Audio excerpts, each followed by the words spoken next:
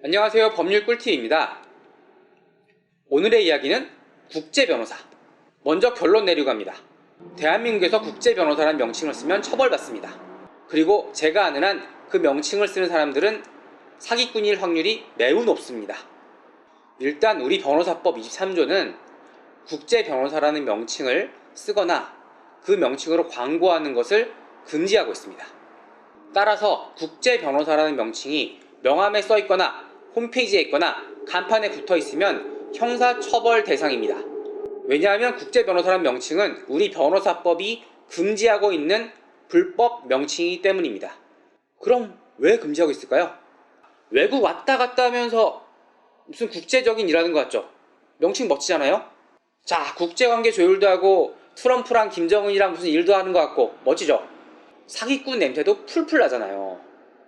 그런 겁니다. 그래서 금지하는 겁니다. 그리고 실제로 대부분이 사기꾼입니다.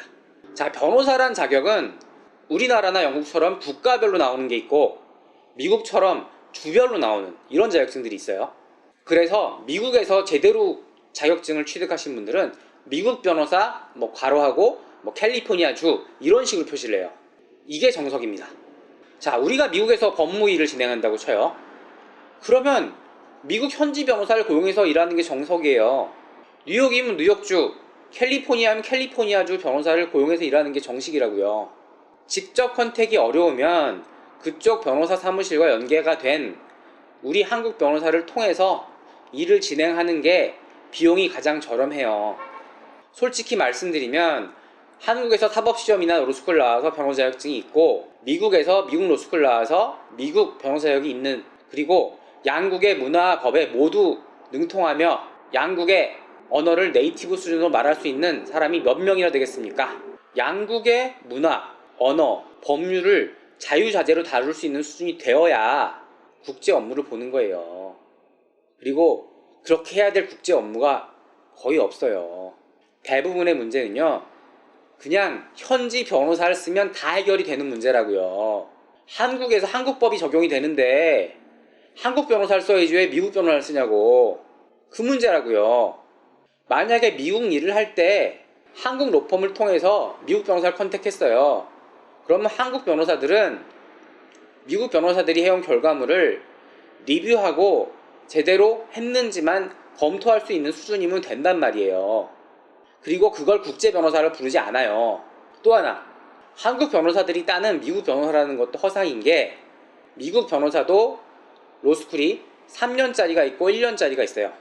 한국에서 4년제 법학과를 나오면 미국의 LLM이라는 1년짜리 로스쿨 과정을 졸업하고 미국 변호사 자격시험을 칠 수 있습니다. 자격증을 딸 수 있다는 얘기예요. 3년제를 제대로 나오신 분들은 꼭 미국 변호사 캘리포니아 콤마하고 JD 이렇게 꼭 씁니다. 이게 3년제라는 표시예요. 쉽게 말씀드리면. 그리고 특별히 박사학위를 받았다 그러면 SJD나 JSD라고 꼭 쓰십니다. 거기에 만약 1년제는 LLM이라 그래요. 플러스 거기다 특별히 명문학교를 나오신 분들은 꼭 자기 출신 학교를 표시하시더라고요. 또 하나, 한국 변호사 자격증이 있으면 미국 로스쿨 나오지 않아도 미국 캘리포니아주 변호사 시험은 바로 볼 수 있습니다. 그래서 한국에는 미국 캘리포니아 변호사들이 넘쳐나죠. 물론 그 시험 자체가 쉽다는 말은 아니에요. 시험 보는 거 굉장히 어려워요. 일단 미국 변호사 시험 합격하면 자격증은 나옵니다. 이 정확한 비교가 되는지는 모르겠는데 비슷한 개념으로 저 같은 경우는 세무사 자격증은 있어요. 근데 세무사 등록증은 없어요. 세무사로서 기장은 못한다는 거예요. 어디 가서 고윤기 변호사 슬러시 세무사 쓸 수도 있지만 세무사로서 기장은 못해요. 마찬가지입니다. 미국 변호사 자격증이 있다고 해서 미국에 실제로 변호사를 영업을 하려면 그것은 또 다른 문제예요. 라이센스라는 게 별도로 필요해요. 우리나라에 있는 미국 변호사님들의 대부분은 미국에서 실제로 업무를 안 해보신 분들이 대부분이에요. 실제 자격증만 따고 업무를 해본 적이 없다고요. 미국 변호사 자격증 무슨 소용이 있어요. 그 자격증이 있다고 영어 계약서 검토할 수 있는 거 아니라고요. 그런데 외국법 자문사라는 게 있어요. 이건 좀 달라요. 만약에 명함에 미국법 자문사 또는 무슨 법 자문사라고 표기가 돼 있으면 좀 다른 눈으로 보셔야 돼요. 와우 해도 돼요. 외국법 자문사법에 따르면 원 자격국에서 3년 이상 실무를 해야 돼요. 그리고 그 자격 면허를 유지한 상태에서 우리나라 대한변협에 등록까지 하고 있어야 돼요. 그럼 몇 명이나 될까요? 자, 화면 보세요. 100명 남짓이에요. 우리나라에 요거밖에 안 된다는 거예요. 우리나라 실제로 외국법 자문사 자체가 얼마 안 되죠? 이겁니다.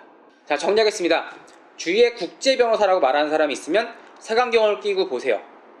그리고 여러분들의 아이가 국제 변호사 되겠다고 하면 말리세요.